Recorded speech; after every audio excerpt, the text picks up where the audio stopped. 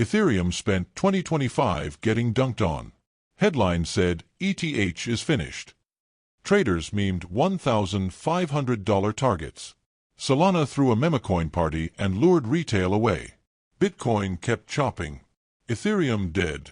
Layer 2s gobbled up activity like vending machines on Black Friday. And yet, quietly, behind the noise, institutions, tokenizers, and treasury teams kept wiring billions to Ethereum's rails. What is the great opportunity for those who own more than $5,000 of Bmnr stock? The biggest asset managers started designing products to pay yield on ETH. Big corporate treasuries stacked ETH on their balance sheets. Meanwhile, one very weirdly popular microcap stock, Bmnr, Bitmine Immersion Technologies, became a focal point because it's literally built itself into an ETH treasury play. That contrast, retail panic versus institutional build, is the plot twist. In early 2025, ETH underperformed pretty badly, and by late year the chart looked like someone took an eraser to optimism that could present one of the biggest opportunities.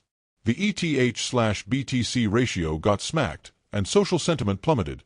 Fear indexes were flirting with deep fear territory. Then came the classic crypto soap opera, a brutal low in spring, a savage summer squeeze that ripped ETH way higher, rallies fueled by ETF mania and renewed institutional appetite, and then a 40% haircut off the August peak back into the low $3K range. Traders who bought the top now had PTSD, retail sold into weakness, and the narrative shifted to Layer 2s are stealing Ethereum's lunch. So why did the narrative flip so fast? Because 3 suspects walked away from the scene holding very plausible murder weapons. Layer 2s, the parasite theory. The accusation, L2S, Optimistic and ZK rollups, Coinbase Base, Arbitrum, etc., are vampires. They capture execution and user activity while mainnet collects next to nothing. For a lot of traders, the math is stark.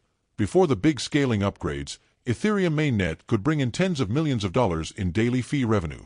After proto-danksharding, EIP 4844/Denken, and rapid L2 adoption, mainnet fee revenue tumbled, sometimes to levels measured in the hundreds of thousands per day, a crushing relative decline. The network's fee economics visibly changed, and critics said, without fee burn, ETH's deflationary mechanics are turned off. But there are 2 counters to the parasite accusation that as an investor with more than $5,000 shares should note carefully. Rollups still need Ethereum. L2S use mainnet as a settlement and data availability layer. They aren't independent islands. They rely on Ethereum's security guarantees. The user experience changed. Cheaper fees equals more transactions, more consumer use cases, and better UX. That can increase the total pie and long-term demand, even if it shifts where fees are captured. Imagine Ethereum mainnet as the highway authority and rollups as private toll lanes. Prior to upgrades, the highway authority charged huge tolls for every car, great revenue but terrible congestion.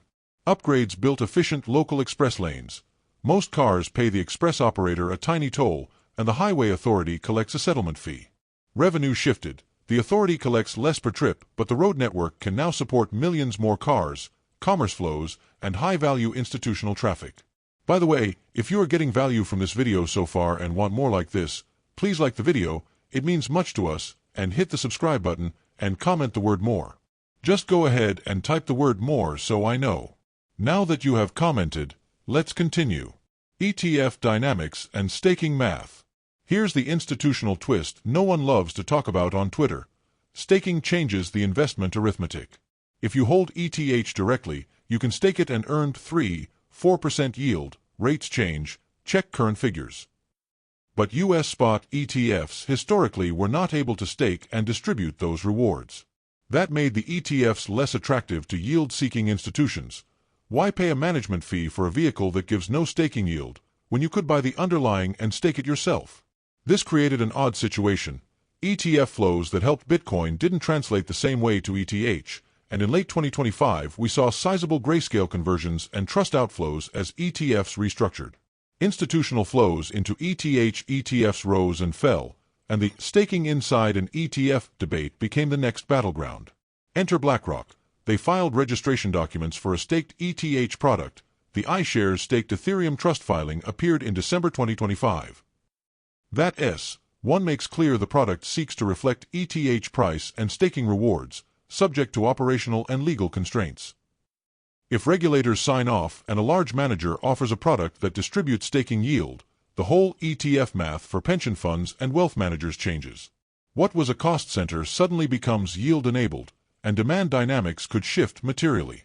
Subtle, but imagine this. A $100 billion pension allocates 1% differently once an ETF yields 3% versus 0%. That's $3 billion a year of yield motivation. Multiply that across managers and you start to see why staked ETFs are a potential catalyst, not a footnote. DATs, corporate treasuries, and forced selling. 2025 also saw the proliferation of digital asset treasury companies, DATs, corporate plays that buy ETH as a treasury asset, sort of a MicroStrategy playbook for ETH. These firms raised money to accumulate ETH, but when prices fell, some traded at discounts to NAV and had to liquidate to cover buybacks or redemptions, amplifying sell pressure that could kill Ethereum. Combine that with retail panic, ETF reshuffling, and fee shift headlines, and you have a perfect storm that can take a durable long-term narrative and make it look broken in the short term. The market hates leverage and it loves a story where, this time it's different. So when sentiment flips, it flips hard. The institutional paradox. Building while retail sells. Now the part that confuses the crowd. While price and sentiment sagged, the plumbing and capital on Ethereum steadily grew. Tokenized treasuries, stablecoins, and custody flows expanded.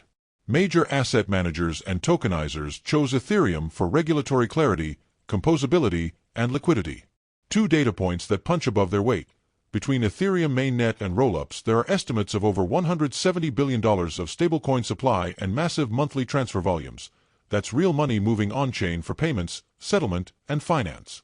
Institutional settlement prefers Ethereum's composability and tooling. BlackRock's S1 for a staked ETH vehicle. This is not hobby chatter. Big players are designing products that assume ETH is a productive, yield-bearing asset. That matters. So yes, retail meme activity and DEX volume can shift to Solana or Base. But if the plumbing for institutional dollar settlement, tokenized treasuries, stablecoins, custody rails, sits on Ethereum, then the chain is not dead. Its role is evolving from an execution center to the settlement and monetary layer for on-chain finance. Enter Bmnr, Bitmine Immersion Technologies. For investors who like a single ticker to express a macro bet, Bmnr started to market itself as a corporate ETH treasury play. Bitmine publicly announced, January 5, 2026, it held 4.14 million ETH and crypto plus cash holdings totaling roughly $14.2 billion, claiming that makes it one of the largest ETH treasuries in corporate hands. Those press releases and investor presentations are meant to make Bmnr a lever on the ETH treasury story. Why does that matter? Because institutional accumulation doesn't always mean whales buying on open exchanges. It can also mean corporate treasuries, tokenizers, and public companies amassing ETH to earn staking yield and to act as strategic reserves. Bmnr is positioning itself as one of those actors, which is why it's suddenly part of the Ethereum narrative. Two quick caveats. Press releases are company PR. Always corroborate with on-chain wallet analysis and filings. But Bmnr's disclosures are a real factor for retail investors. Concentration risks exist. One large holder can warp market perception, and if that holder starts selling, it can create ripple effects. Picture Bmnr like a publicly traded cowboy accumulating barrels of oil. If the market believes they're hoarding the resource, the price of the commodity, or at least the narrative, can be affected. Hence Ethereum could still be an opportunity for investors as Ethereum remains the most battle-tested smart contract ecosystem with the largest network effects for DeFi and tokenization. L2S depend on it. Note this as well. And he shall speak great words against the Most High, and shall wear out the saints of the Most High, and think to change times and laws, and they shall be given into his hand until a time and times and the dividing of time. But the judgment shall sit, and they shall take away his dominion, to consume and to destroy it unto the end. And the kingdom and dominion, and the greatness of the kingdom under the whole heaven, shall be given to the people of the saints of the Most High, whose kingdom is an everlasting kingdom, and all dominions shall serve and obey him. Daniel 7 verses 25 to 27. Want more information about the books of prophecy? Please check the description section. That's the end for now. If you have watched until the end, drop a comment like this: I stayed until the end. Just comment that I stayed until the end. When I see this comment, I will give you a heart. 3 more favors I request from you. First, like this video, subscribe and then turn on the notifications bell. If you do this, you greatly encourage us to continue bringing to you more insightful videos. Do not miss out on our future videos. All I am asking is your subscription. Thank you for joining me today. Your support means so much to us. Do not hesitate to share this video to help someone who may benefit. I recommend that you watch the next video, subscribe to the channel and share your thoughts about today's video. Wish you God's love.